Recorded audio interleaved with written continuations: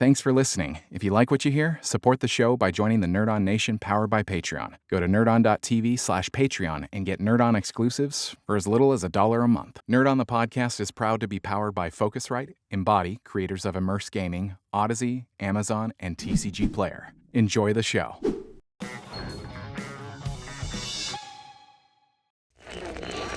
Attention, please be advised. The following episode contains spoilers. Don't say we didn't warn you. What's up, everybody? Welcome back to another episode of Nerd On, the podcast you didn't need but deserve, where all levels of nerd are welcome. Your host for tonight, my name is Tom. I'm the Azorian one, Anthony Esteves. I'm Vengeance. Yeah. And we're joined today by Vengeance. But which one? And I'm Corey. Couldn't help it. I couldn't help it. That's good. That's really good. I liked it. That was good. Obviously, from that intro and the thumbnail and the title, you know what we're talking about today. We're talking about the Batman. Sure. The Batman. Yeah, we're all wearing shirts if you're watching the video.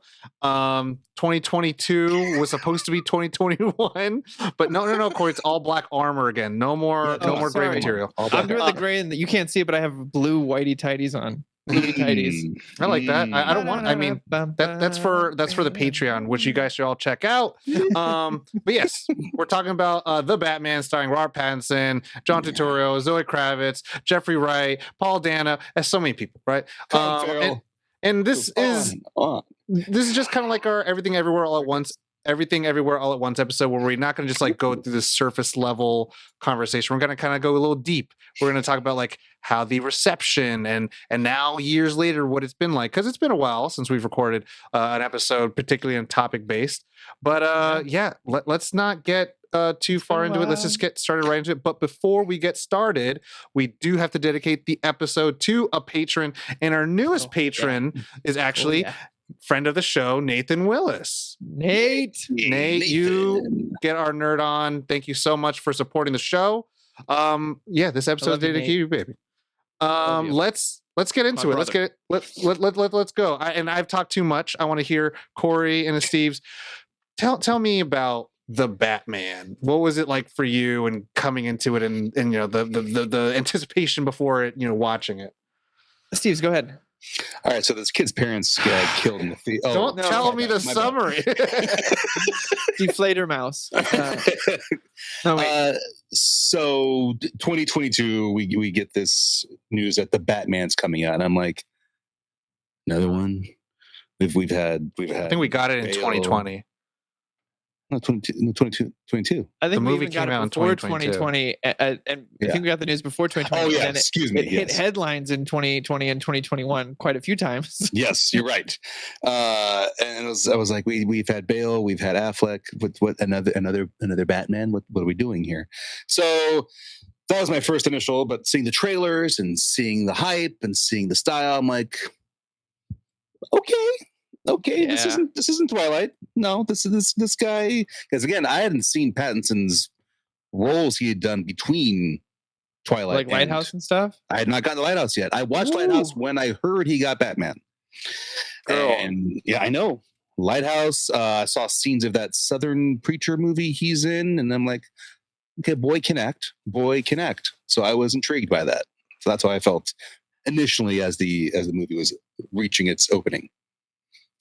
I mean, for me, look, I heard about it, and I've on this podcast many a times spoken about how I was an avid hater when they announced Heath Ledger as the Joker. I was like, "What? From 10 Things? No way!" A Knight's Tale. And then I ate my shoes. Literally. So, on the podcast. I felt the same way when Affleck. I know there was a lot of uproar when Affleck was announced, and a lot of uproar when Pattinson was announced. But man, I was like, okay, Matt Reeves in the director's seat. I'm curious. You have my attention.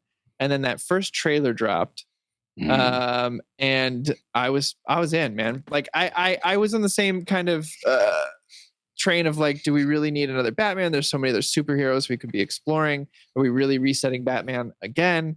But yeah, man, going into it pretty open-minded.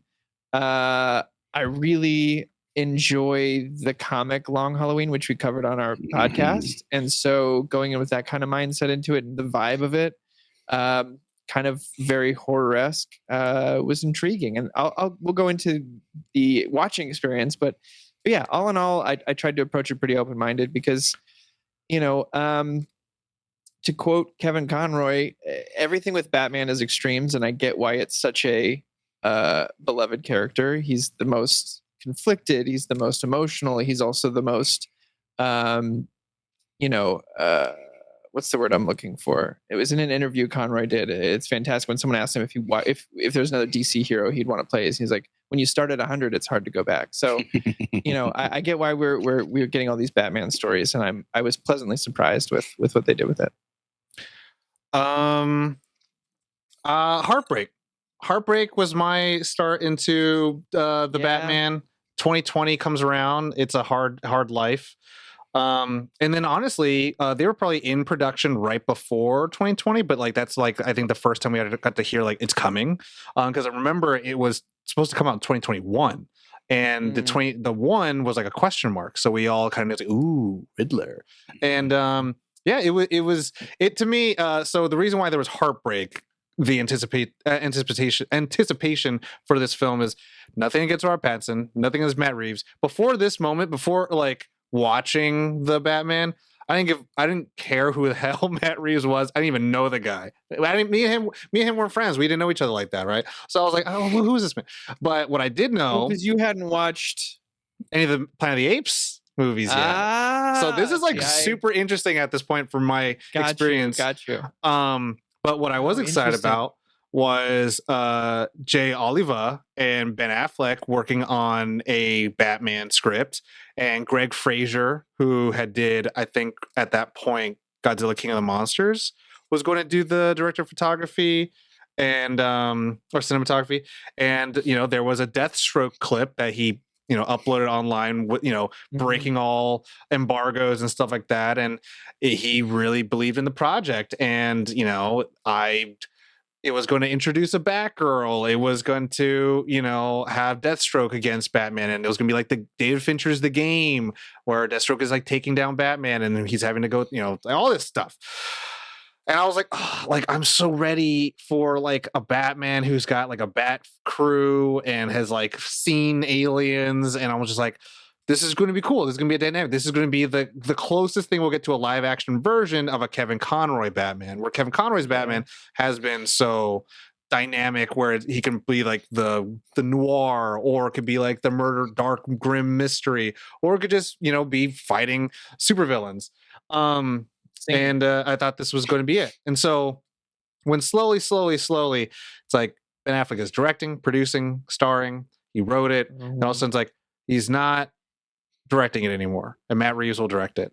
And then it's like, they're potentially changing directions with the script. It's like, okay. So it kind of felt like this slow, like kind of when a long breakup, or it was just like worse and worse things kept happening. Not because what we got this movie we're talking about today is anything a bad, near close to a bad film, but it was just like, oh, what I wanted and looked forward to is being stripped away slowly. But getting into it, like Corey said, when I think we have a video on our YouTube of our reactions to it. Esteves and the Crusaders, we did an episode about Matt Sin Tomlin's comic book, The Imposter, which is one of the co-writers for the script for this. There was a lot of anticipation. There was a lot of working towards it. And, when DC Fandom came out, it was like the, very online virtual DC Comic Con thing they can do. You have Matt Reeves presenting a clip of it, and then you got Zack Snyder presenting a clip of the Snyder Cut, and both of them are kind of gassing each other up because they're both showing iterations of these characters that we're here today, that all nerds gather for in their own respective visions. And it was interesting. I had no, like Corey, I'm like, casting and whatever, all that could mean nothing until the point where let me see it, let me watch the thing.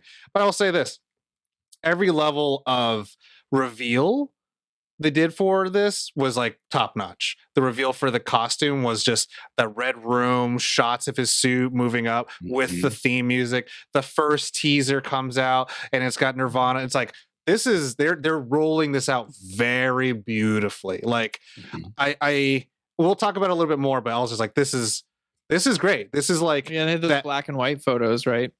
Yeah, and they had the red room ones and all that stuff. Yeah. So I was like, it was a lot of good stuff. I remember talking to you in the car, being like, I fucking hope it's blue and gray. Yeah. Someday someone will be brave enough to do it well. I was gonna say, I was like, they did it, but it was. We'll talk about that later. We'll talk about that later. It's a different episode. We'll talk about that later. But let's get into now. Again, people listening, watching this, you guys have probably heard what people thought about the Batman at this point, or watched it yourselves. Well, let's talk about how we experienced it. Our initial reactions, our first viewings. What was that like? Where were you at?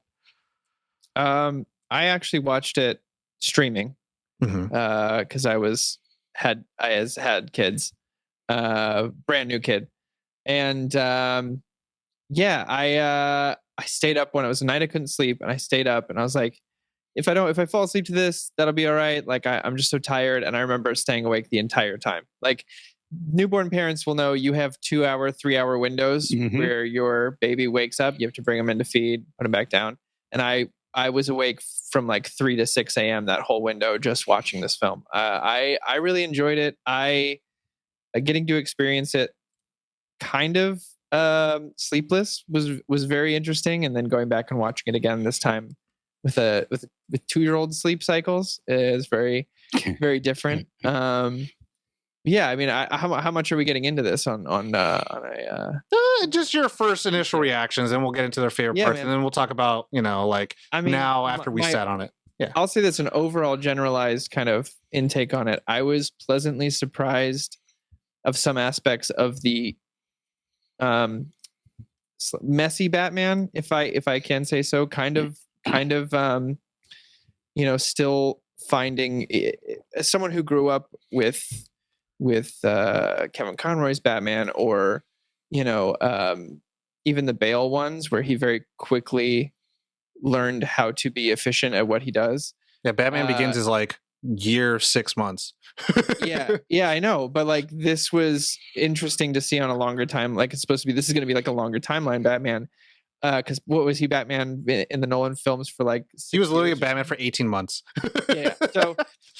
So like, it's interesting to see the sloppy, kind of ultra violent Batman who's still figuring out certain things. And pleasantly surprised at some relationships that I've longed to see on screen in this light for quite some time. But yeah, all in all, I think it was, look, I'm a Fincher fan, and the way this was shot was very interesting, and we'll talk about that later. And amorphic. But yeah, all in all, I enjoyed the ride. Steves? We went opening night to the theater watching it. The young ones were were at Nana's house, so it was a date night. We were there. Theater was packed, and just I was excited because the trailers. I was like, I'm in that realm of where Bale and Nolan gave me what I wanted in my teenage years, a Batman in the real world as much as possible. So I was like, this seems like it's doing the same thing. Can it do for me what Nolan and Bale did? And it's different, but like Corey said about the Fincher style, from the opening shot, that opening shot, where if for once you don't see Batman first in one of these movies, you mean like in The Dark Knight? You see the Joker first. That's true. You're right. Yeah. You mean like in The Dark Knight Rises when you see Bane first? The trailers, sir. You mean like in Batman v Superman when you see the attack first? What was that? What movie?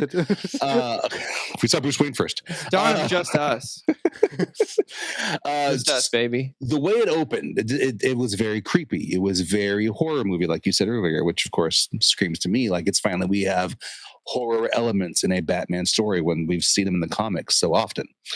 And from that moment, I was glued to the way it was done. And just the energy in the theater was like, no one knew what to expect from this.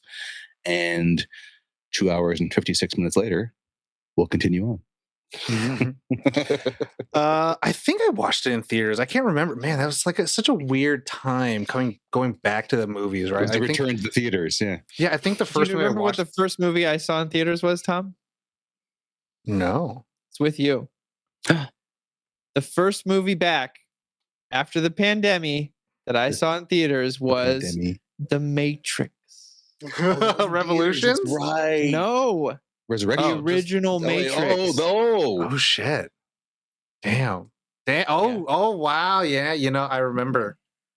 Yeah. Wow. We still had to like wear our masks the whole time, but that's a hell of a way to go back to the theaters. I dug it.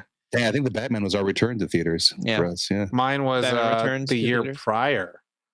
Was in 2021. It was the first, like after the first vaccine, and was just like, all right, Army of the Dead in theaters. And I was like, this is crazy. I was like, I'm watching a Netflix movie in a theater in a post-pan. It's so weird. It's so Still weird. one of my favorite trailers ever. But anyway.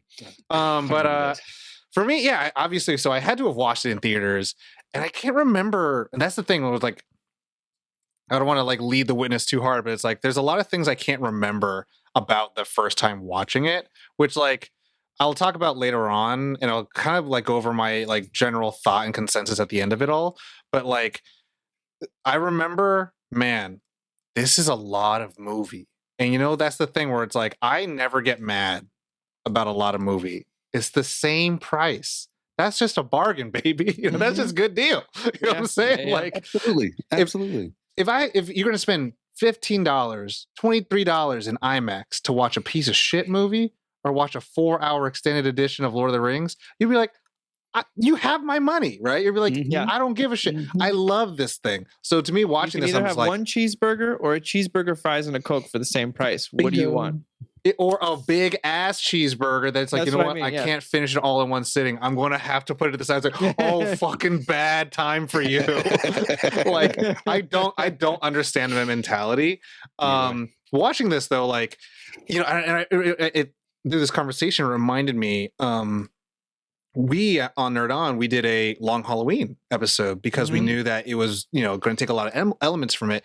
And that was the thing I found so interesting. I was just like, oh, they're kind of, to Esteves' point, like they're this murder like edge where like in a lot of other Batman movies, like of course killings and stuff like that and organized crime happens, but this is very much like we're following one case and this like serial long case, and which lent itself this like shade of this, true crime, and I think the term we use so often, it was overplayed out, was like this Fincher-esque, very dark, gritty feeling to this world. And I mean, Also this is the very Blade Runner to me. I mean, I was just going to say, like, to that point, this is like, I think the first time they were using Glasgow as the location for Gotham to shoot a lot of stuff. Before it had been Detroit or had been New York or just Chi-town.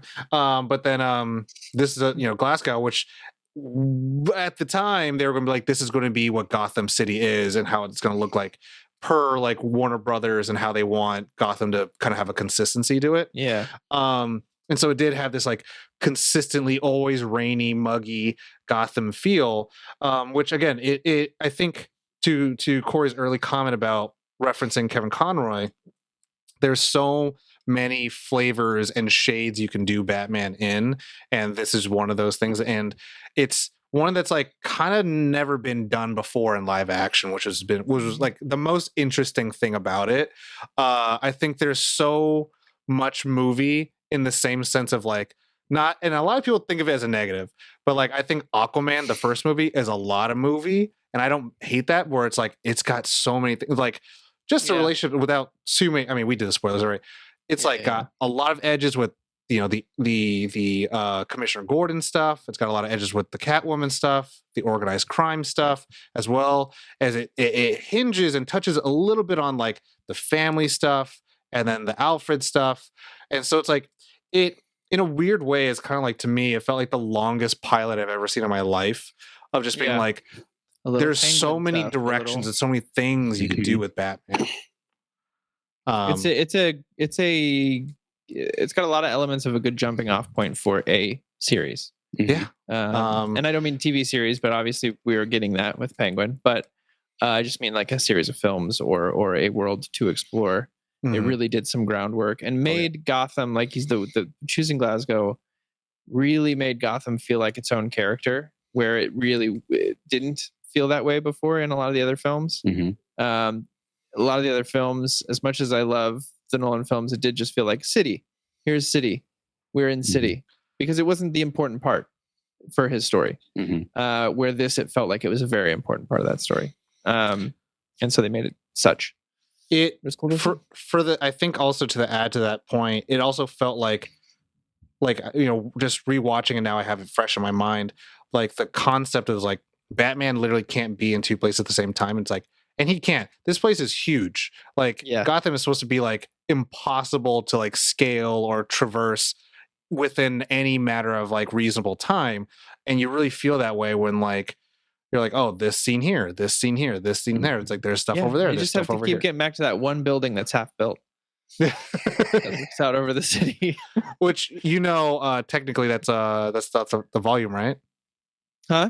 That's the volume. Oh, I didn't know that. Yeah, and I would say to that point, everyone listening or watching at home, that is the ultimate spec reel for why productions could go shoot on a volume.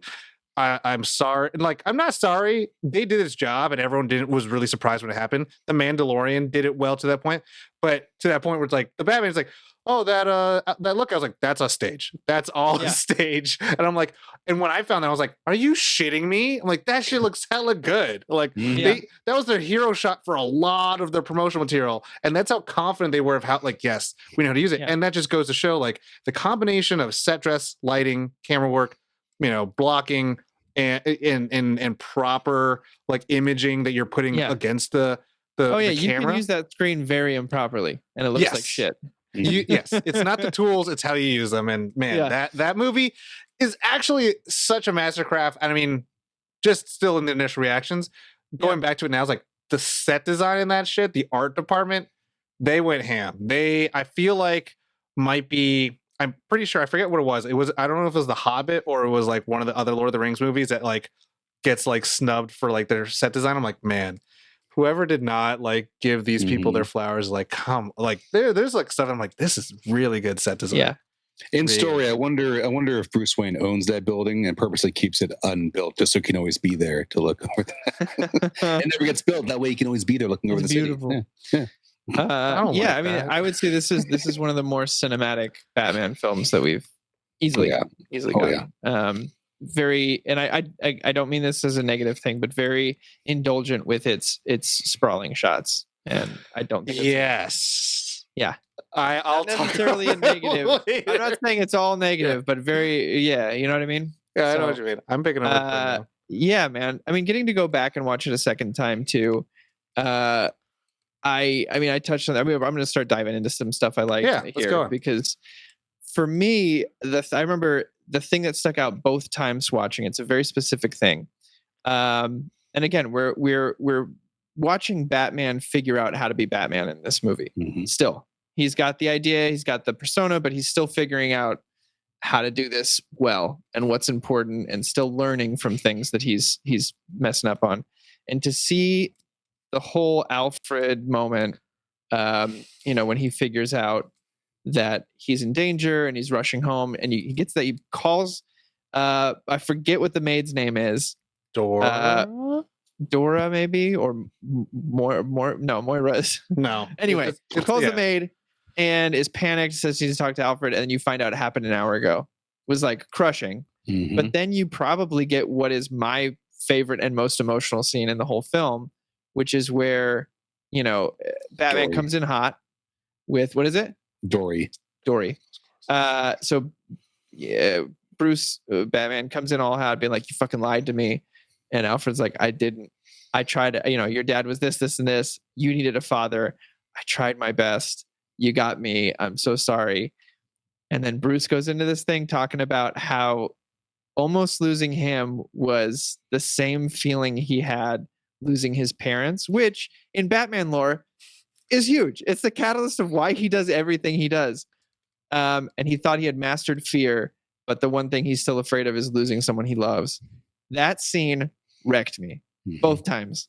I've wanted to see, we've got some of it with the Nolan films, with I can't do it anymore. That whole thing. But this was just a different level. It's just a little more intimate and a little more what I've kind of wanted to see. I've always loved the Alfred, Bruce, father-son, type of thing. And to get to see it this early in a franchise too was really nice, because my other favorite scene in this is when they're figuring out the cipher together. And, Bruce has just been a piece of shit to Alfred, calling, "You're not my dad." And he goes, I know that. And then the next scene, he sees Alfred working on it and he kind of gets intrigued, and they just have this back and forth. And it's great to see him and Alfred, like this kind of Alfred that we got in some Zack Snyder stuff, where he's very capable of holding his own as well. And not just being a mentor and father figure, but also participating in the Batman stuff is very cool and exciting to see. The script is very, very good, because there's the scenes. I think the part exactly what you're talking about is like, "You're not my father." It's like, I'm well aware of that. And then he's like, he's like, "You can't go out looking like that." It's like, "Where's your cufflinks?" It's like, "It doesn't matter." And he gives him his, and then he's like, "They're the Waynes." He's like, "Does that make you a Wayne?" Your father gave them to me. And it's one of those, like, his father considered him part of the family. It's up for you to kind of figure out, like, this is your family and I am your family, and I care about the family kind of more than you're allowing yourself to care about it. Yeah, exactly. You nailed it, Tom. That's exactly it. The cufflinks was like the piece de resistance of all of it, because it was just that, like, oh shit. Now we knew Bruce was being an asshole to Alfred time to time, but now Bruce knows that he's being an asshole to Alfred and going against his dead parents' wishes. It was just that storyline, as short and sweet as it is. I'm sure the screen time for the whole Alfred Bruce thing is probably like 7-8 minutes max. It's handled really masterfully, and it was one of my favorite aspects of this movie. I have yet to be disappointed by a Bruce Wayne Alfred pairing in all the Batman movies, and they just keep getting better in different ways. Like Michael Gove and the 3 Bruce Waynes he played alongside with. Even if the movie was weak, that the other car, the other car. Again, Bale and Kane. Affleck and Irons. Jeremy Irons is hard to hear about the nail something. This is Alfred. I work for him. Yeah, such a good line. And then Andy Serkis. Him and Pattinson. It was just another element of that Bruce Wayne Alfred relationship that we got, and it continued on. Like, it didn't knock the others. It just took it where the others hadn't gone yet, and they hit it perfectly. The other pairing I really like in this is Batman and Gordon, which, again, another pairing that is always important to me. Buddy, your pal. We don't get it very much in our first, like, theatrical Batman films, like Batman and Gordon in the Tim Burton films, and then with Kilmer and Clooney. It's not really there. It's like they have 2 scenes together, and that's it. And it's just like running.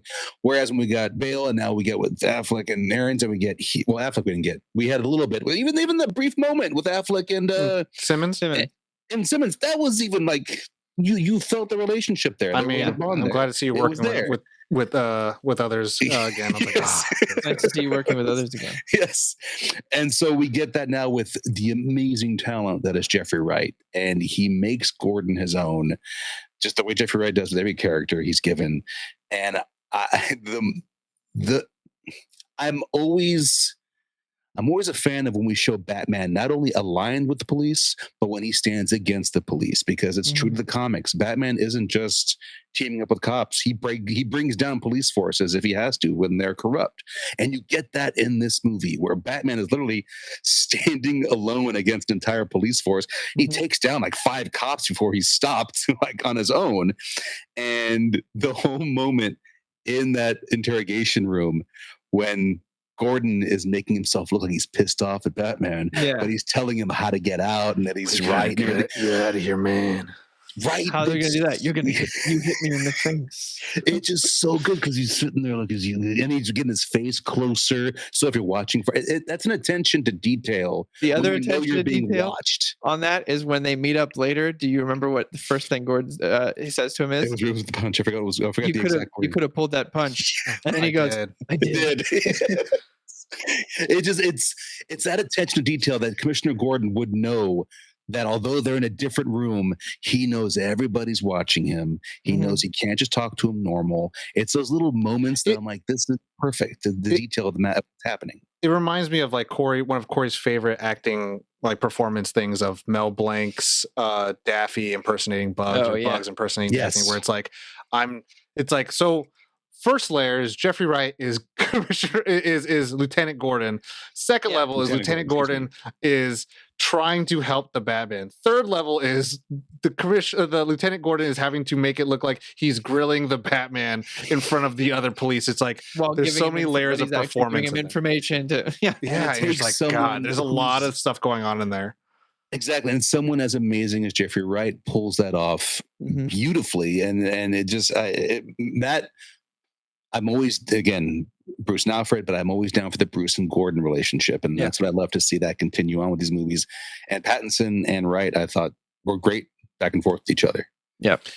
I thought, this is only in the writing. I said the writing is good, but I did find the writing a little goofy because, man, I felt like a little bit of Gordon kind of simping for Batman a bit because it was just where they're finally in Arkham.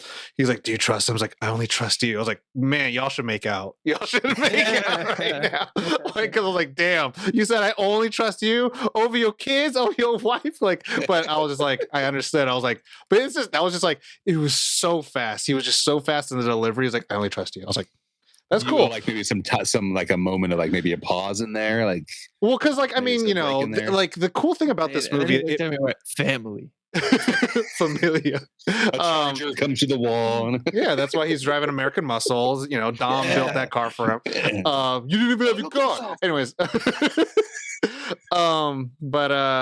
no, the movie plays on so many different elements of Batman lore that we understand. So you have the duality of like the city's so bent out of shape that one of their main consultants in crimes they reestablish the major crimes unit is someone else who breaks the law, not a private detective, but another person who literally breaks the law, who's a criminal who should have warrants out for their arrest, but instead they use them. Yeah. So it's they use that sense, and that whole like every other cop is crooked and corrupt, and so it's like, who can you trust? And like the people you don't realize you should trust are the ones you should, and then vice versa. Some favorite parts and aspects for me, I really have to say, like, there's this. I think I really enjoyed a lot of the third act.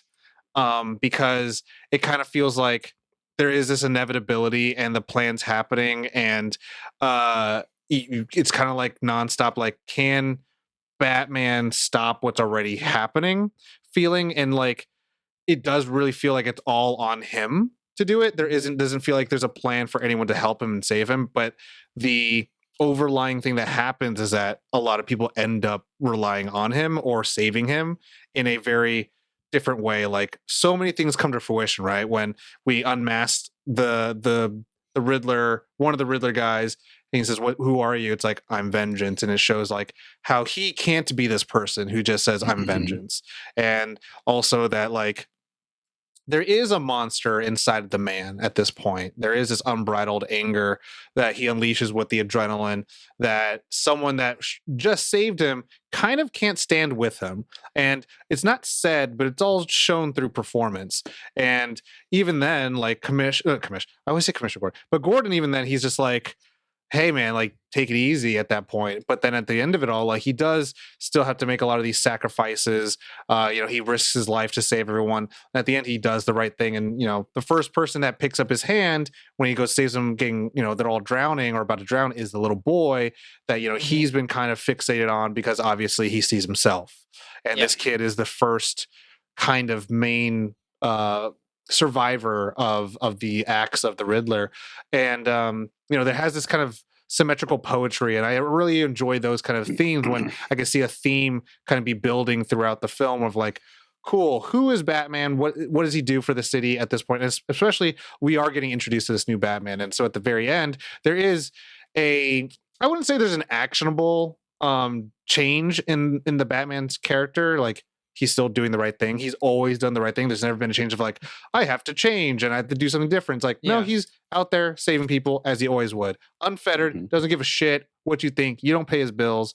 And that's cool. That's the Batman ethos, right? He also doesn't need you to pay his bills. No, he does. He's Bruce Wayne. He runs into the danger while everyone's running out. Yes, but the motivation behind it changes, is what you're gonna say, right? Like his outlook, we get the inner dialogue, very noir, Venetian blinds, cigarette on the ashtray while the voice message is playing, but he's just like, it's like, I have to change, and I have had this effect, but not the one I intended, where it's like, oh, he's kind of creating extremism. He's kind of creating terrorists who think like the whole like motivation of Riddler doing what he does not only is like, oh yeah, there is corruption, but he's like, oh, I'm galvanized. It's absolutely what Gary Oldman says to Christian Bale's Batman. It's like, what about escalation? You're jumping off rooftops. What do these people do? So now you have people who, see the world in such a way. They're like, cool, there's a guy who dressed up. I'm going to be a guy who dressed up, and I'm going to do things. He gets me. Yeah, and he's delusional. He's like, oh yeah, we're in this together. And it's like, no. And that means there's a problem with his overall message. That means there's been a problem with his overall. Yeah. So it's like, hey, you can't just be this guy who's scaring people in hallways. You got to be like, you got to stand for something. You got to be a symbol for something. And I'm not wearing hockey pads. And you can't wear hockey pads. There's got to be a difference. Yep. That's the difference.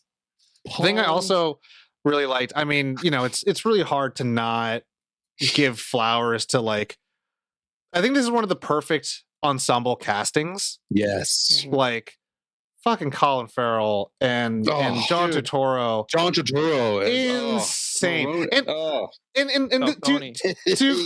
To Corey's point of like screen time between certain characters, like, man, a lot of people do a lot with very little.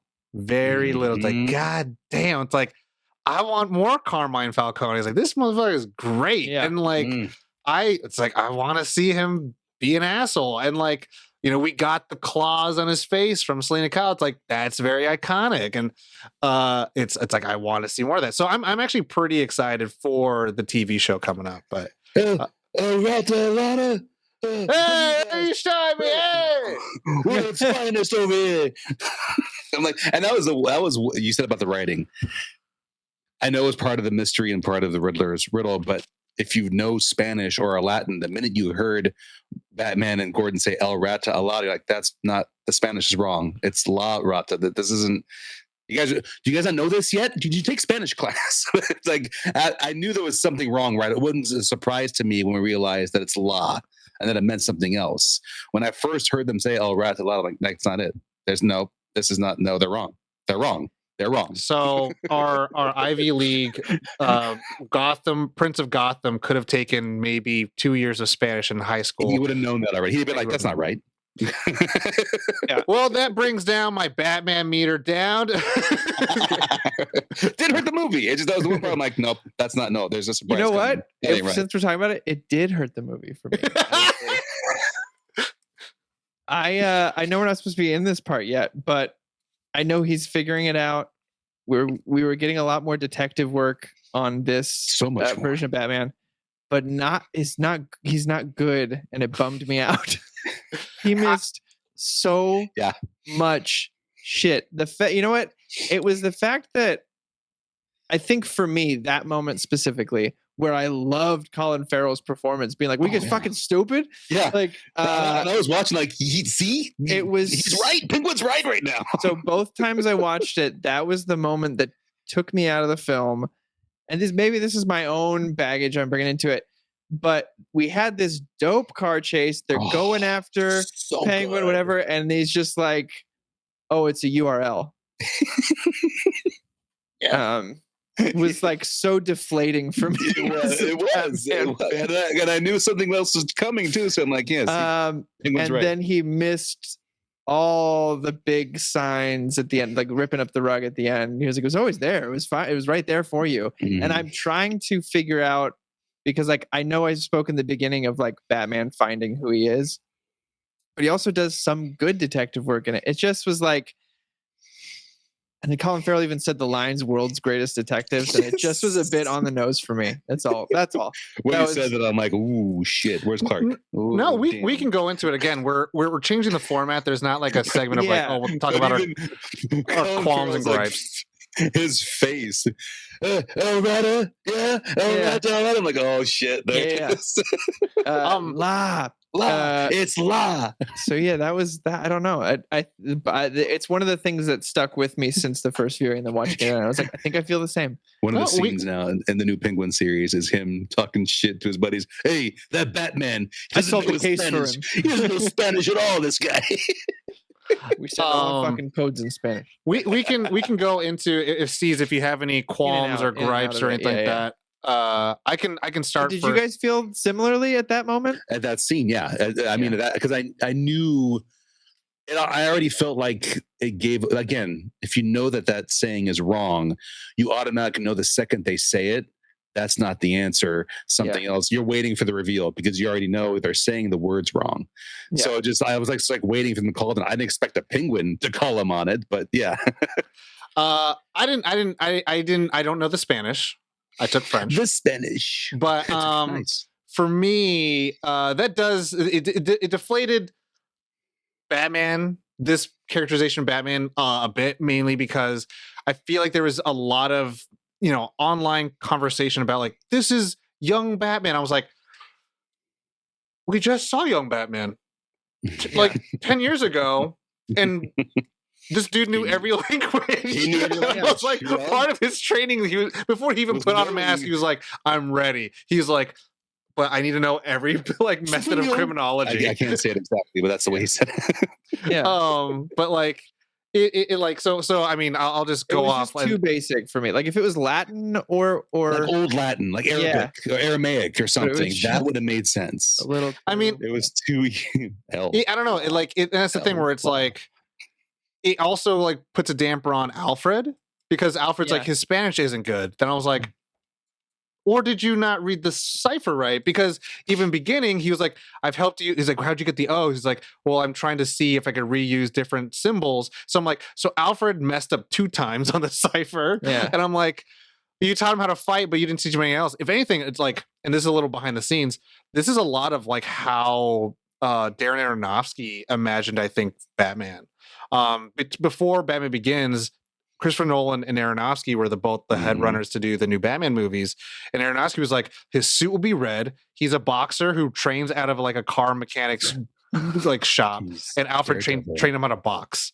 And I'm like, I was like, but what about the detective shit? What about the gliding through the air shit? Like, so Matt Murdock is Batman? Anyways, but for me, there's quite a bit. There's a little bit of a laundry list. I'm not trying to make it like sound like I'm just shitting on this movie. My God, this is like the most whispery fucking movie I've ever heard in my life. And I'm like, guys, what do you mean? Like, I almost had flashbacks of how many people were shitting all over Christian Bale's, and I was just like, speak up. Just I knew what he said. Just talk normal to each other. Like, you guys are in a hospital. Like, you could just say, "Did my dad actually commit crimes?" And then he's like, "No, he didn't." I was like, "What the fuck, man?" Just, I get it, but it's like you can also just speak loudly to each other. Get really loud and dade. And then the problem when you're watching at home and you got to turn the volume up to hear it all the way. Also, I was like, "Oh my god!" Like, you can't whisper at me. Then all of a sudden, I was like, "Can we get a medium?" So, I mean, again, that wasn't like I didn't hate them. I was like, "Oh my god, just stop whispering!" Like, everyone's whispering at everyone, except it's like this in Tenet, right? Tenet's just like they have music playing over them talking. Yeah. Okay, this is me. You have your extremes. That's what it is. I did talk about how I do like a long movie. I don't like it when it feels like it's a long movie. And this kind of feels like it's a long movie in the sense where it's like, I see the car and then I see the motorcycle And then I see the garage open. I'm like, oh my fucking God, just get on with it. And this is the thing, right? If you love this movie, you will never get bothered by that. You will never get bothered. For me, I was just like, get on with it. I know at some point something's going to happen and the Batman's going to show up and people are going to start shooting at each other. And then, I mean, prior to the car chase scene, like the car just like revs for such a long moment. And I know it's supposed to be like this big like boner moment that everyone's like, oh yeah, the Batmobile. But I was like, he like revs and then moves up and then lets everyone run into their cars safely, put their seatbelts on, and then drives off. And then I'm like, you could have just. I was Same. I was excited for that whole build up and the revving up, and I'm like, oh, here it comes, and the jump happens. I'm like, with family. Was that did it stall? Did it stall? Yeah, exactly. I was like, did it stall?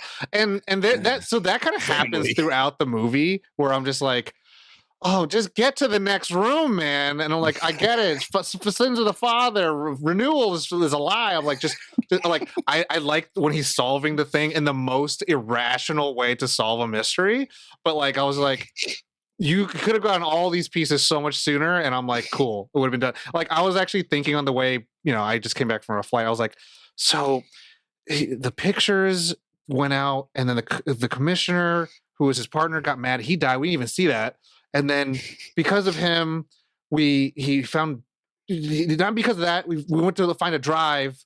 And then because of the drive, and then I was just like, oh my God, what the fuck happened? I was like, how did all these get connected? Like, I don't know what we're supposed to find. And then like, I felt like the most substantial clue was like, get Carmine Falcone to the light, and then he dies. I'm like, cool, that's it. Like, I need to be there. But it's like this councilman, it's like, it's all a setup. Everyone lied. It was all this like trust fund shit. I'm like, okay, cool. Sorry, spoiler everybody. Was awesome. I love the it just felt like there was like 4 pieces to this puzzle that was like too long to get to.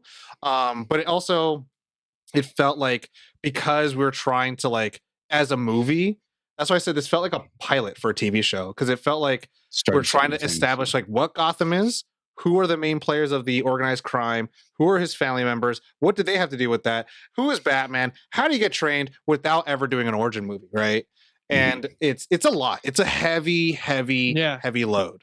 True. And that's why I'm saying like the writing's really good, but I think, and like again, Matt Reeves made more movies than I have, and after watching the Batman for the first time, now I've watched the Planet of the Apes movies, and I've rewatched the Batman for this episode. I'm like, that guy's a great director. He's a great cinematic director. I think there's a lot of indulgence, and I think Corey was kind of talking about with like the lenses and all that stuff. Where I was like, there's some parts where I'm like, I don't care about the focal fall off so much in the opening scene. I was like, this scene takes like, I was like, God damn, I get it. And I was like, we did 3 cross cuts of like, I'm done with this, and the shadows and the fear and the tool. And I was like, I know this. You know why? Because this is like maybe my 8th Batman I've seen now. So I'm like, I get when the signal's out. I get when it rains. I get that crime happens, and you take 30 minutes to show me that. And I was like, God bless. And I was like, it could have been cool to see like, here's a crime. I'm solved it. Now moving on to the real crime. And then it's like, because it feels like a cold open. It feels like cold open TV show. And then we get to the A plot of the actual TV show. When things are happening though, they are real good. They're really happening. And then seeing Batman for the first time just beat the shit out of that first guy. Oh, when you see the first 4 hits, like, you got him. For me, and then the 3 more. I thought that once we got to it, established Batman for where he's at in his tenure really well. He's pretty brutal still right now. He's still angry. He's still a very angry boy. And again, angry boy. It's hard. It's hard. Again, comparison is the thief of joy. But man, so many of these things are just like, have you never seen a Batman movie before? It's like, I guess. And I'm just like, because they do a lot of the shorthand in The Dark Knight. And that's the thing that's like, it was really, really tough for me to watch this both times. Because we see him with his like kind of like that flight suit. And I'm just like, oh man. And like the way they shoot it, I think is like, that's like the cool thing about it. Like they kind of are showing you shit that you've already seen, but with a different camera. So it feels different. Like, cool, let's have him glide, but we'll stick a GoPro on his forehead. And I'm like, I don't like this frame. It's a little weird for me, but whatever. Seeing him zip by a building is kind of cool. Seeing him blast his head off of like a bridge is a little like, that's the comedic break I think people want. And I didn't. I didn't either. I don't need to see it either. Well, here's the problem. Here's the thing. If you're gonna have him take that hit and fall, I felt he got up and walked away too easily. Like Bale when he got the ski toxin. Yes, he's sitting there taking a breath after a while and goes, when he gets the toxin from Scarecrow and gets the roof, he's in pain and crawling. Burning fire. And he gets up, is like, oh boy, and he has like a bruised knee. I'm like, I wanted like I don't need him to be like horribly injured, a broken rib. A little more time getting up, little sore, and then trying to move, not as quickly as he did. I mean, and even to your point, in Batman Begins, like after the first night of his successful Batman, he wakes up and he's got bruises all over his body. Yeah, he's bruised up. And then Alfred's like, we got to find you a sport that you do. And he's like, polo? He's like, I'm not polo, Alfred. And so like, and that's the thing, right? It's like, to your point, I didn't want to like take it away from you where like Christian Bale and Christopher Nolan's Batman was everything you wanted. It gave me everything I needed, really, and needed that I didn't know that I needed. And then so seeing this, like what I really loved was like, man, I'm going to see this like criminal, again, private eye detective murder mystery storytelling, and it feels very reminiscent of The Long Halloween. But a lot of that storytelling and that kind of element is like for a Batman that's like, I know basic Spanish. And it's like, that's the hard thing where it's like, it's like, it kind of like they took away from Batman in the sense of like, well, he's young and dumb and doesn't know everything yet. It's like, I was like, these are very rudimentary things though. It'd be cooler if like, you know, like I liked that his symbol was a batarang because he doesn't throw batarangs. And I'm like, cool. He hasn't figured out like I should probably use batarangs. So, like, and we know it's like, oh, he's not really a martial artist. He's a brawler that Alfred taught him when he was in the service. And so I'm like, cool. So maybe, and that's the thing. I was like, maybe you have someone who can beat him up, and he's not physically the strongest guy there, but you know, it's how they want to tell that story. I just felt like this young version of Batman and had this new rogues gallery. I'm like, well, you don't have to make Batman a little bit less than in order for him because like he's good at riddles. I mean, that was one of the most enjoyable things too, is like how he just solved every riddle right there. And then, you know, with Coulson, he had the thing. He's like, it's an orphan. It's this. It's like, how much does it cost? And I was like, these are really. It's good, like because that's how you feel like he should be. But it's like the whole funeral scene was fantastic. From his arrival to Peter Sarsgaard's character being tied up. Everything there, I loved. It was Saving the boy. Peter Sarsgaard. Huh? I just love Peter Skarsgård. Oh, he was great. He was great. And the three people I want to touch on that we haven't brought up yet. I thought Zoe Kravitz was a very good Selina Kyle. Different from what we're used to seeing. Yes. But she was very good, I thought. I'm going to say this out loud just for the audience. And I don't represent everyone on Nerd On and the Crusaders. But man, if you take a picture of like Selina Kyle and how like she looks modern day in comic books, like that's the look. It's the short hair and it's the very sleek body. I'm like, that's like, again, like I said, like this is pretty freaking good casting. Mm-hmm. Peter Sarsgaard, of course, he nailed his character perfectly. Always does. Paul freaking, and is it Dano or Dano? Dano, I believe. Dano. That scene in the cell. No, this isn't supposed to be the way. Loved it. I thought yes, I have played that scene alone. Just watching the dynamic between the two, and another one of those actors who just jumps right into the character and makes it his own. And one of those moments, those rare moments when Bruce gets driven, Joy doesn't get the answer, and then he's yelling at him because he can't figure out what's happening. And again, we get another half-hour movie, of course, after that. But it was oh yes, when the first time we saw that, we had no idea what he was yelling. It's like it was Dano. Kravitz, worst Riddler suit ever, best Riddler actor. Exactly. There you go. Yes, worst suit, best actor. Yeah, loved it. Heartbreaking. Mm-hmm. The twist that he thought Batman was in on it for me was really cool. Yes, but I was like, oh, what an interesting take, because I mean, we've talked on this show a lot that, you know, all of Batman's villains are essentially pieces of him, of his psyche and parts of himself that he struggles with, you know, and so to have that kind of manifest in a way where the villain saw that as well and was like, "Oh, we're the same. We're fighting for the same thing." I really enjoyed that twist, especially for Riddler, who's supposed to be this guy who challenges his intellect, and now you can see where the jealousy is going to start coming in if they continue with this character. He's devastated. I thought you would have understood this. Yeah, he's devastated. Not as smart as I thought, and I was like, he said it. He said it. I mean, now go ahead.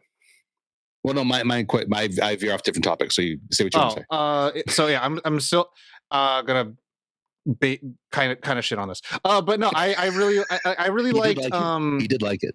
No, I liked this is like new territory for Riddler in that regard, where it's like I love big swings and different takes and different interpretations visually to characters that we have not seen yet, right? Like Jim Carrey's Riddler, no fault of anyone. Everyone's just so hyped on wanting a Joker. So like they really make him more of the comedic to the Two-Face creepy. But like the concept of like that this Riddler kind of does want, quote unquote, the best for Gotham, but just in a most terrible way, adds this kind of depth to the two-dimensional character. And it could potentially be impactful to the lore and mythos of what the Riddler is, because I think the one thing that they kept in touch, and you guys just mentioned it, where it's like, I really like that he's like, you're not as smart as I thought you would be, which is something very big with the Riddler, where he wants to outsmart Batman with those riddles. In this regard, he's using those clues to ideally connect them together like a weird, Tinder match. But like, it's a love letter. Yeah, for sure. And in this time, it's I don't know if I enjoy the fact that he's like, oh, you're not as smart as I thought you were. I'm like, well, that means he wins. And Riddler wouldn't like that. Riddler would be like, I'm done. I'm smarter than him. I get it. But like, I do like that. Like that matters to him. That's a core principle in his beliefs. One thing in terms of like hopefully the last thing I'll do to like kind of put a damper on the movie is like, I did like the inclusion or like the retcon of Martha Arkham. I liked the Arkham is more than just a asylum for the those who need help, and I liked that Wayne and Arkham are families connected together, and Bruce, if anything, adds to his duality of like, is the Batman actually a symptom of someone who's unwell? It offers that depth, but they never go into it, which is something that I really disliked. Because it's like, ooh, this is really cool. This could be something. This could be something new. And the Batman Telltales do some stuff with this, where Thomas Wayne and Carmine Falcone had some relationships, and in the Telltales, spoilers everyone for 10 seconds. They do actually insinuate that Thomas Wayne is crooked, and he did actually help out the mob boss. And so Bruce Wayne has like a motivation to clear his name. Well, Batman also has to try to clear the Bruce Wayne name. So like, I wish that this movie had played in part with that, where it's like, cool, Bruce Wayne has something to do, because it felt like, again, yes, we understand the mask, the real person, and we've heard that before, but like they do it, they reiterate it again. And I'm like, Bruce Wayne, I just the lasso of truth moment. I was like, Batman. I just need Bruce Wayne to be a little Bruce Wayne-y. What's the Batman Beyond one? Oh, it's like, you call yourself Bruce. It's like, I don't call myself Bruce. It's like, how'd you know that you were being? Yeah. What do you call yourself? Oh, it's like, that's my name. My name now.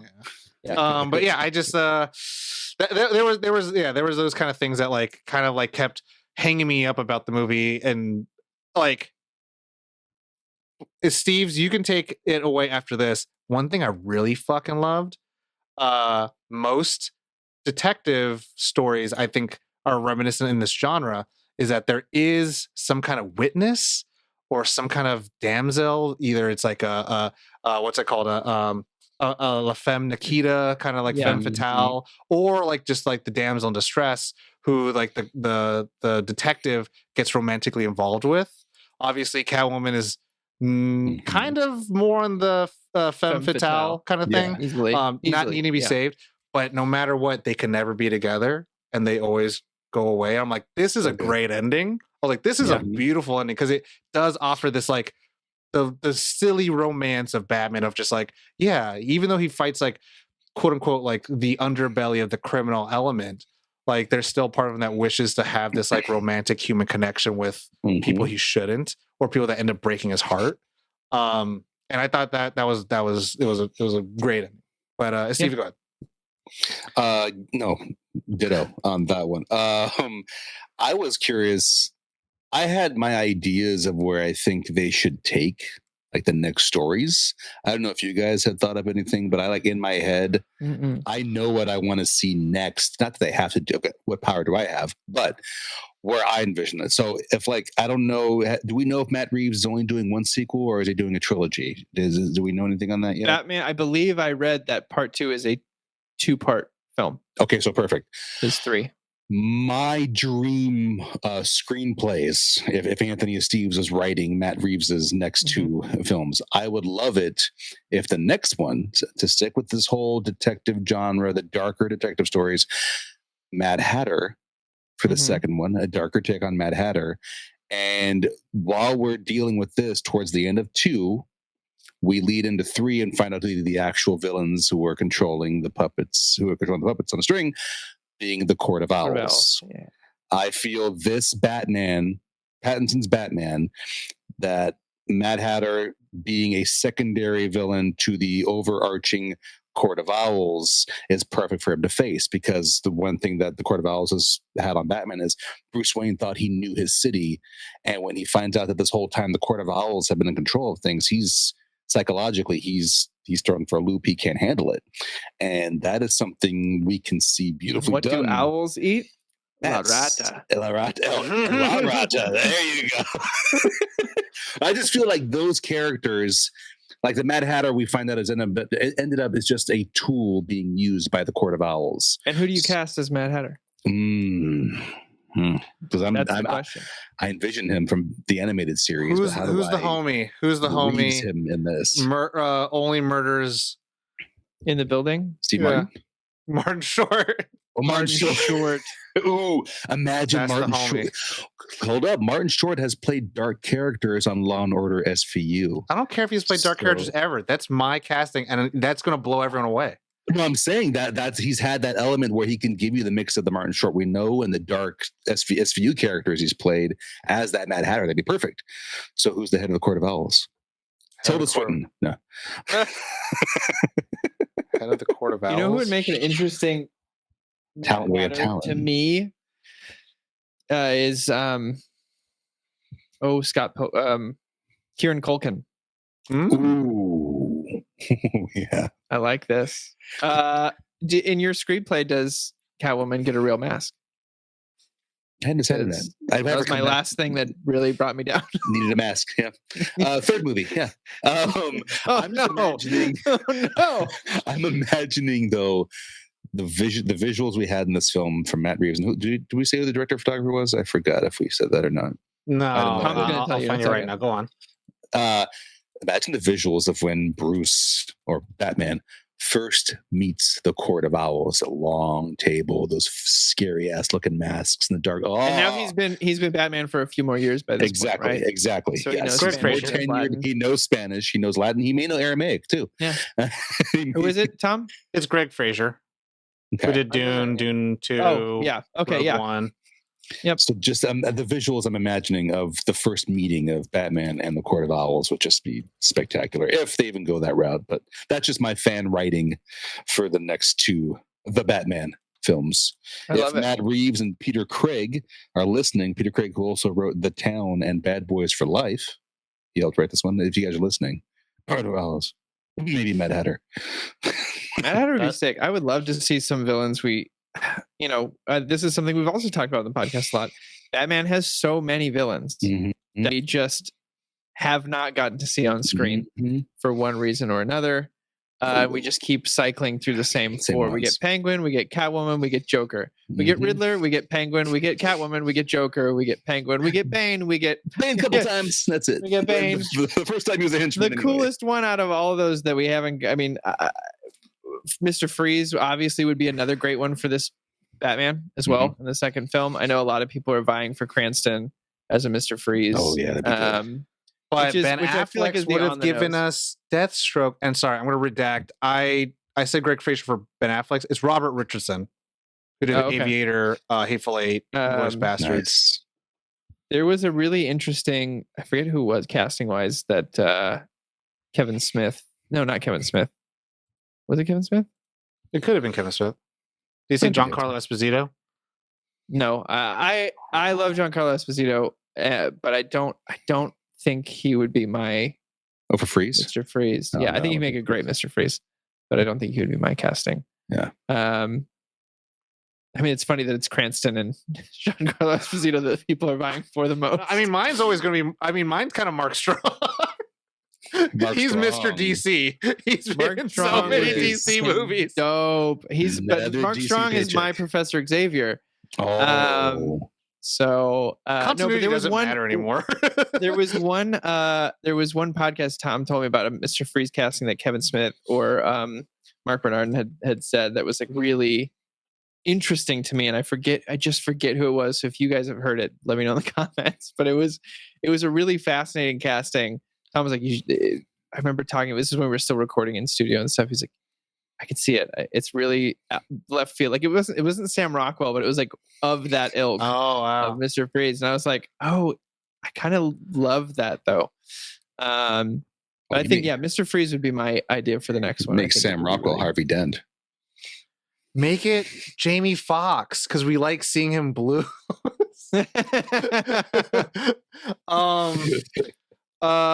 Let's go into the last leg of the show where the show or the film lays for us characterizations where we think it go. Steve's already kind of jumped the ball up for us. Yeah. Sorry.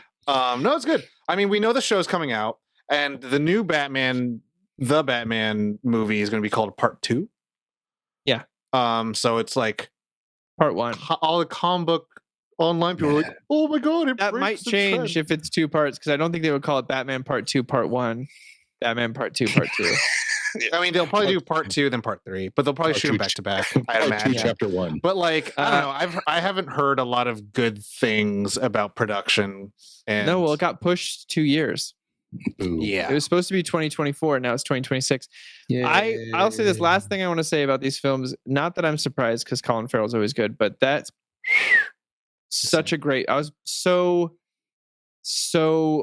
happily surprised by his Penguin in this, and I'm glad he's getting his own series, because So good. my last qualm with the film is that I feel like where everyone had a little limited screen time, or some of them did. I think Catwoman obviously had a lot more than this and that. No, everyone delivered with the time they were given, but I felt like I wanted more Alfred. mm-hmm. I wanted more Riddler. Just a little bit of Alfred. Matt Reeves and Serkis have good chemistry, good relations working with each other. And it's that, like, I think it's that, obviously, again, you don't bring every role you had with you to your next one, but it's like Andy Serkis has definitely done his fair share of being like, I know I have to emote with so little, and that the camera can be my best friend or worst enemy. And it's like, he fucking dude is slowly but surely become like in my top 5 favorite actors of all time. Oh yeah. His claw was probably some of the best parts of some of the Marvel movies. I wanted more Riddler, strangely enough. I mean, like, just because I felt like it was the main focus, and yet I didn't get a whole lot of actual Riddler.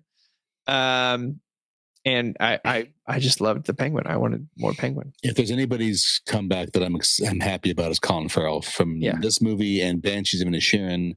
I just feel like he had fun. He did, yeah. In this Penguin. Well, I mean, I think he did the absolute. Like, there's so many things I think you could always look forward to, like, oh, that's a great performance. It's a great, like, this is a great performance. This is what makes a good performance. That's him. Yeah, like, you lost him. Like, I was like, that's not the guy in Total Recall. That's not. Way. That's not Bullseye. That's not SWAT. That's not 100%. When I saw that first picture of him, I was like, that's the concept art. And so I was like, no, that's Colin Farrell. I was like, what the fuck? It's like, holy shit. Whoa.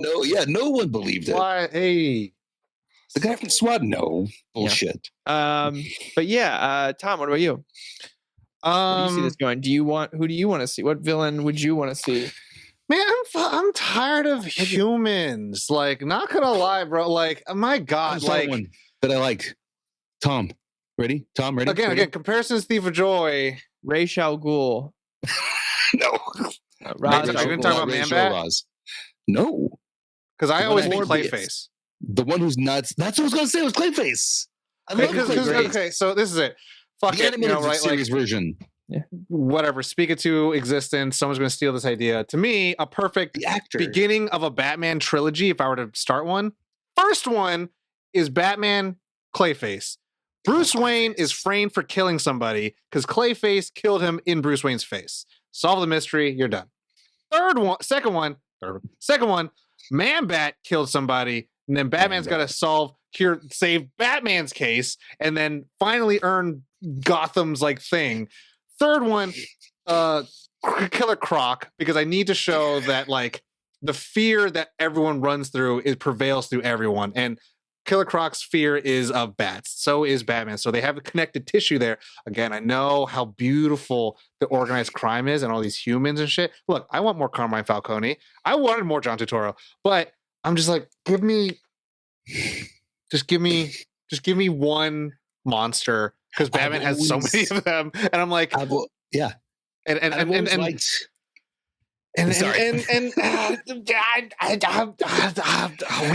have gotten some of it. Just give me, you know what though? Give me one good Mr. Freeze on screen, please. No shade to Schwarzenegger there, but the Ice Age. To meet you. I feel like Mr. Freeze is such a gold mine for emotional connective to a villain that's what could be used in a Batman film. I think that's who I thought they were going to use for that they should have used for Dark Knight Rises, because it would have been great to see the pain of loss of Rachel Dawes mirror Mr. Freeze's loss of Nora. That was so sick. And then they had all this like snow stuff. I'm like, oh, it could be, but it was not. But I think realistically, feel cold.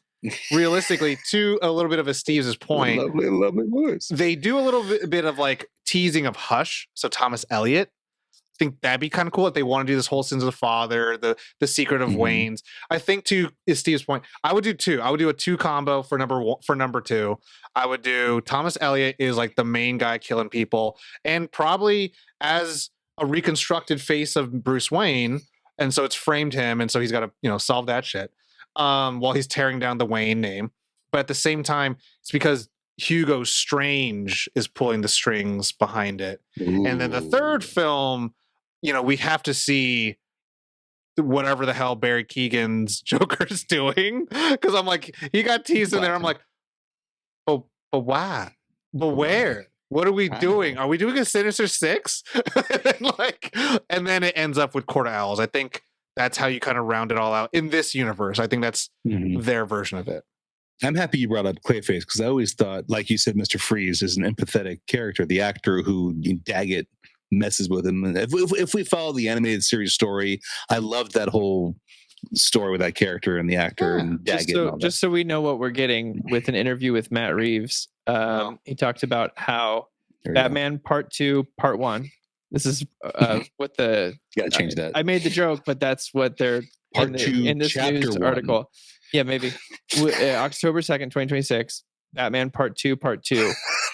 April 2nd, 2027. They're filming at the same time. Okay. Then we're gonna get a Part 3. Part 2. No, we're gonna get a Batman Part 3 one. Part 3, Chapter 2. Where and the whole saga takes place over 20 years. Ooh.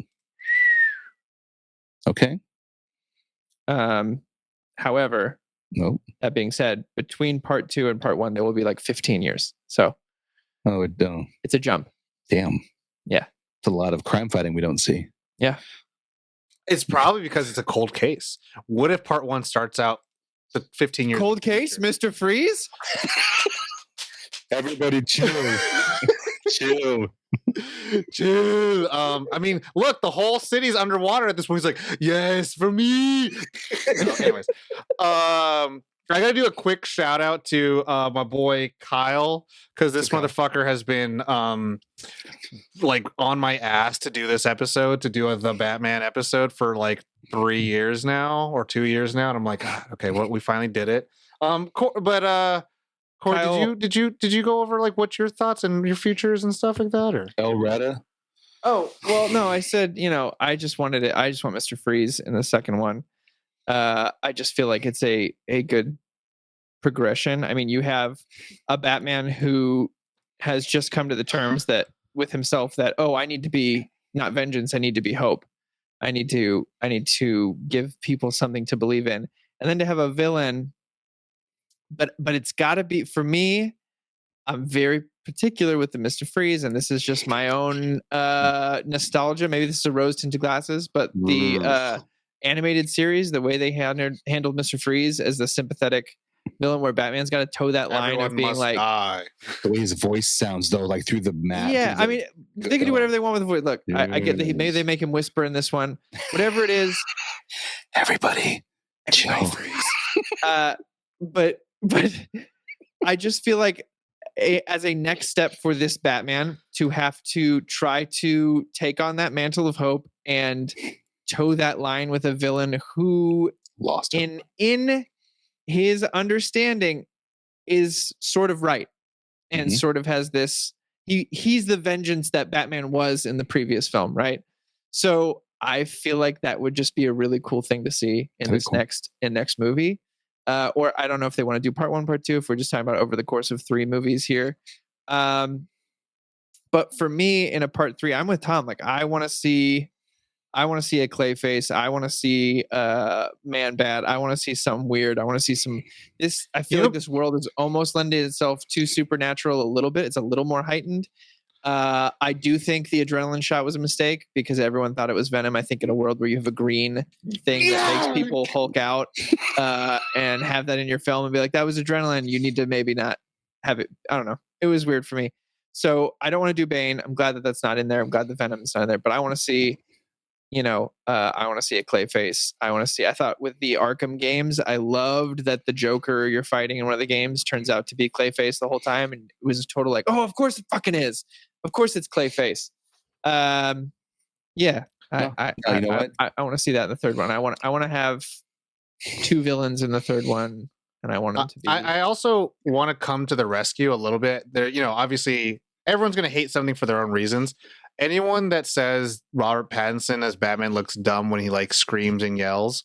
No. Every Batman looks really stupid when they scream and you're yell. wearing a mask. Like You're wearing a when you cowl. see the teeth on the person with the cowl, it looks really silly. It's weird. It's Give me the my white eyes. favorite.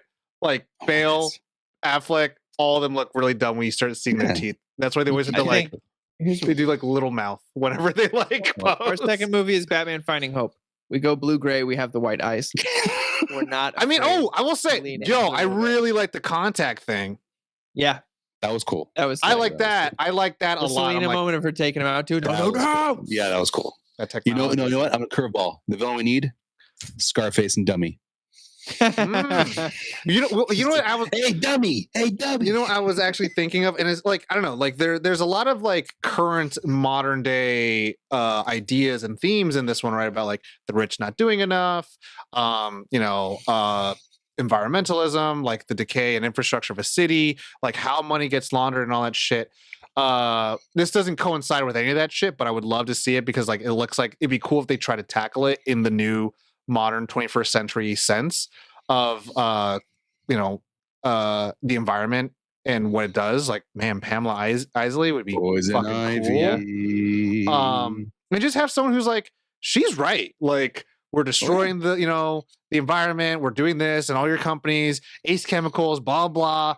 And then it's like, but like, do you give her the powers or not? But it's like, I don't know. And then it's also like the tough thing. I think also, I don't know, right? Like, Batman Begins is very interesting going to Dark Knight, right? Because that, like, I think they said like in the storyboards, like, cool, we can do the sequel for this. Like, we can go super into like the realism, or we can start dipping into the supernatural. This one, to Corey's point, like this feels like it does lend itself to that like supernaturally feel. But also in that same regard, we destroyed the city. How big of the stakes can we go from here? Unless they're more personal, right? Or they're just like so much more insurmountable. Or like the Dark Knight's like a part of the city got destroyed, so that's that. Where Joker now has the full city under their own fear and their own kind of like lesser forms. Like, can he save the soul of Gotham? And then Bane's like, I take the entire city over. Where this one, like Riddler flooded the whole city. He took it far right away.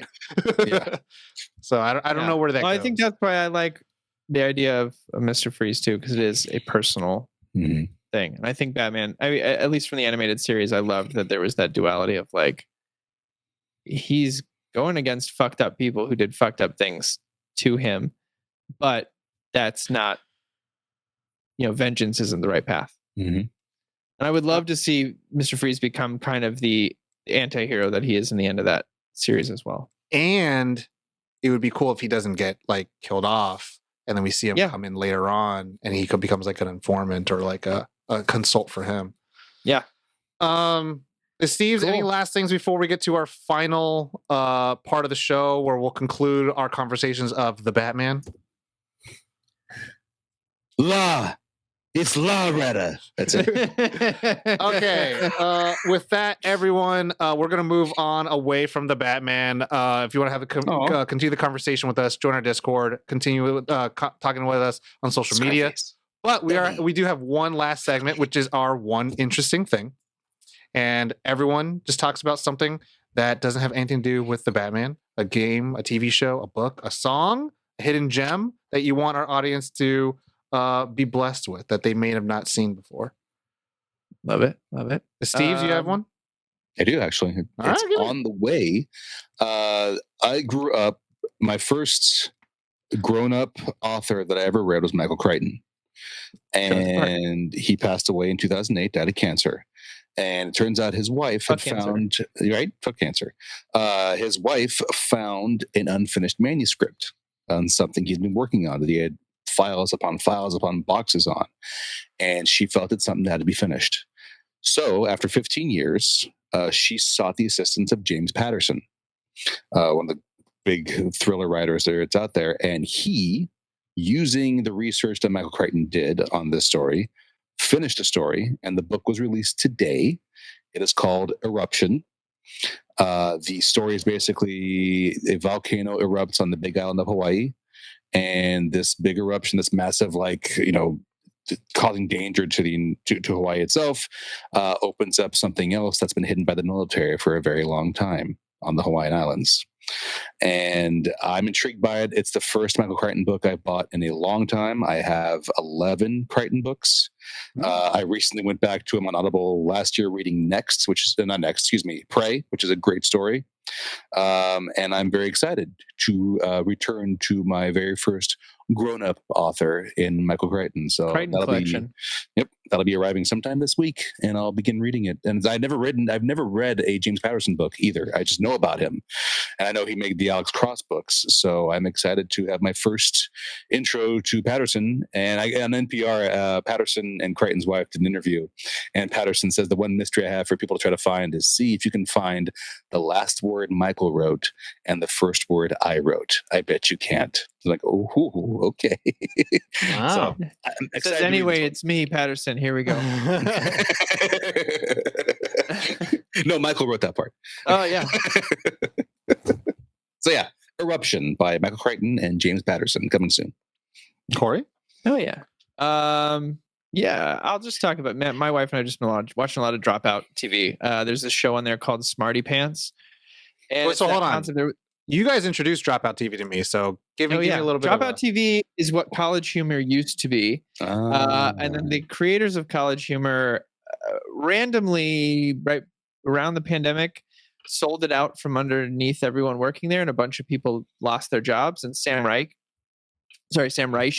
son of Robert Reich, was nice. Clinton's in the Clinton administration. Picked up the pieces, hired a bunch of people back, and created this really wonderful community of improvisers and writers, and created what is now Dropout TV. It is a subscription-based streaming service with about 30, 40 different shows, all created, including like anywhere from D&D campaigns that are going on 5 or 6 seasons now, to a show called Game Changer, where every single episode the rules change, but the contestants aren't told how it's played, so they have to figure it out just by playing the game. And the one we've been hooked on recently is called Smarty Pants. There was a trend a while ago during the pandemic or right after where people would create PowerPoint presentations for their friends and kind of go through that. And that's essentially what this is. Jacob Wysocki, who used to be one of the Bath Boys comedy, if you're familiar with Peter Gilroy, did his PowerPoint presentation on which cryptid is the chillest to blaze with. But it's a wonderful show. It's a wonderful group of people. You guys have probably heard of Brendan Lee Mulligan, who did the Tide Pod CEO. This is like his first big breakout. Seen him at the gym. Do you? Mm-hmm. That's pretty cool. But yeah, he's a fantastic DM, and he has Dimension 20 was his concept. But yeah, a lot of Dropout TV. It's a very comforting show. As you can see behind me, for those of you watching at home, we are emptying the house for some renovations. So it's been a stressful couple weeks. We had 3 weeks to empty the whole house. So yeah, it's been a comfort for us right now, and I'd highly recommend it. I've canceled other streamer services to keep this one alive because I think it's really great what they're offering. That's unique, cool. That's a cool recommendation. We can say like cancel this to get this for more good in your life. So, yeah. We have a book. We have a show. I'm gonna give you a game. There's a game at the time of this recording. And for the patrons, you'll get this sooner, but regular listeners, you'll get this way later. There's a game that's been out called Animal Well. And if you know me, then you know I'm a fan of Video Game Donkey. Not necessarily, I do like his comedy, but I really do like his like kind of very biting criticism or critiques of the gaming industry as well as certain games. So cool. He has a publishing company called Big Mode. And the game that they recently released or published was Animal Well, and it's on PC, Nintendo Switch, and PlayStation.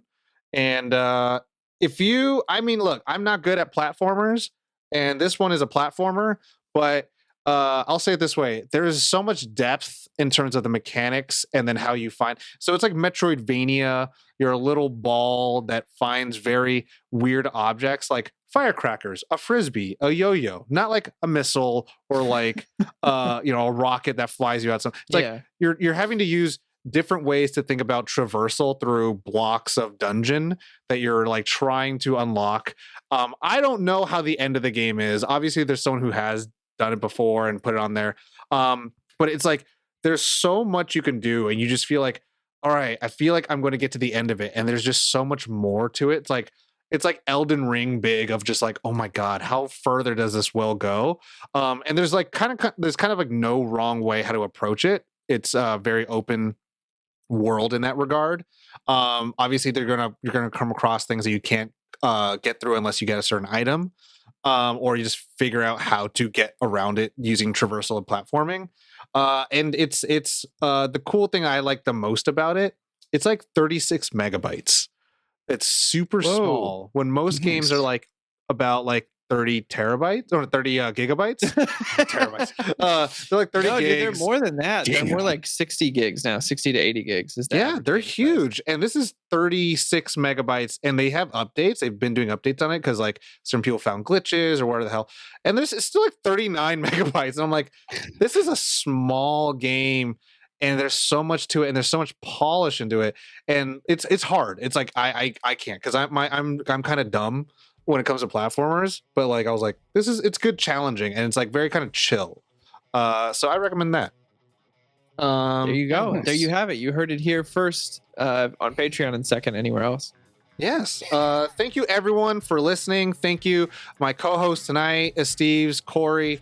Thank you to the listeners, to our patrons that help support the show. Keep going on.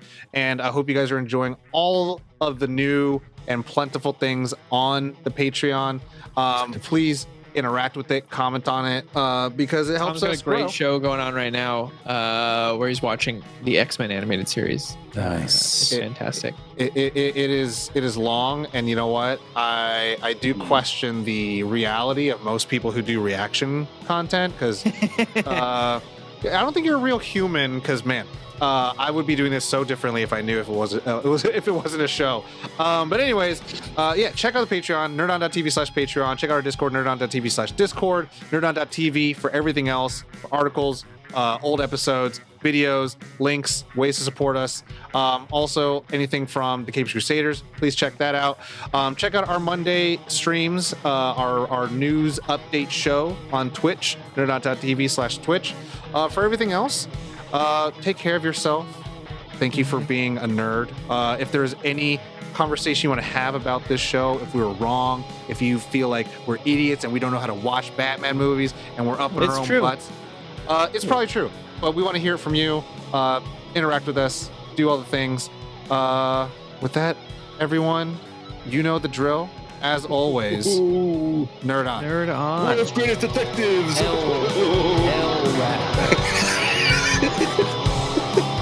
Jesus.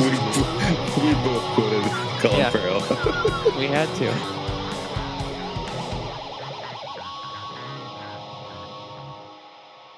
Ending broadcast.